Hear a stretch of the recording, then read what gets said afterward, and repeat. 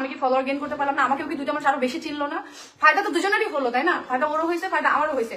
কিন্তু এইটার ফায়দা আমি কেন বারবার সুযোগ নিয়ে আমি এটার খোটা ওকে আমি সবসময় দিতে থাকবো বা সারা জীবন এটা শুনতে হবে কেন? এটা তো মানে নাই। ও যদি পরিশ্রম করে, ও যদি ভিডিও কন্টিনিউ করে, ও যদি ওর পেজটাকে ধরে রাখে, ওর কন্টেন্ট ঠিক করে, তাহলে ও আমার দ্বারা কেন? ও একাই উঠতে পারবে। দুনিয়া থেকে কেউ কাউকে ছাড়া। আচ্ছা, আমাদের এই রাজশাহী টিম বাদ দেন, এটা বাদ দিয়ে বাংলাদেশে কি আর কোনো ব্লগার নাই?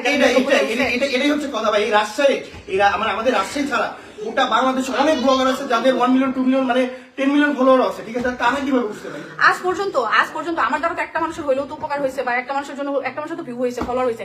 কখনো কি শুনছেন স্মৃতির মুখ থেকে যে স্মৃতি এই কথাটা এসে কোনোদিন বলছে যে আমার জন্য একজন কোটি কোটি টাকা ইনকাম করছে? আমার জন্য অবভিয়াসলি আমার উসিলাতে আছেই, প্রমাণ আছে, এরকম সবাই জানে, কেউ না জানা নাই, সবাই আছে যে কোটি টাকা ইনকাম করছে। এটা সত্যি আছেই, অবশ্যই আছে। কিন্তু তবুও কখনো কি দেখছেন যে স্মৃতি এসে কখনো বলছে যে আমার দ্বারা কেউ কোটি কোটি টাকা ইনকাম করছে, আমার দ্বারা কেউ ফেমাস হয়েছে, আমার দ্বারা অনেক বড় ব্লগার হয়েছে? কখনো বলবো না। কেন বলবো? তার রিজিকে ছিল বলে সে পাইছে, সে হয়েছে। এটা মানতে হবে আমাকে। আমি কেন এটা বলবো? আর আমার কথা, আমাকে যদি সে সম্মানটা শুরু থেকে করে আসছে, সেই সম্মানটা ধরে রাখার দায়িত্বটাও আমার। আমি যদি তাকে কথায় কথায় এই কথাগুলো শোনাই, সে তো আমাকে ওই প্রথমে যে সম্মানটা করে আসছে আমার জীবনে, সেটা তো কখনোই করবে না। আমার দ্বারা যে উপকার হয়েছে, সে উপকারটাও সে মনে রাখবে। শুধু একটা উসিলা ভাই, এছাড়াও মানে কিছুই না।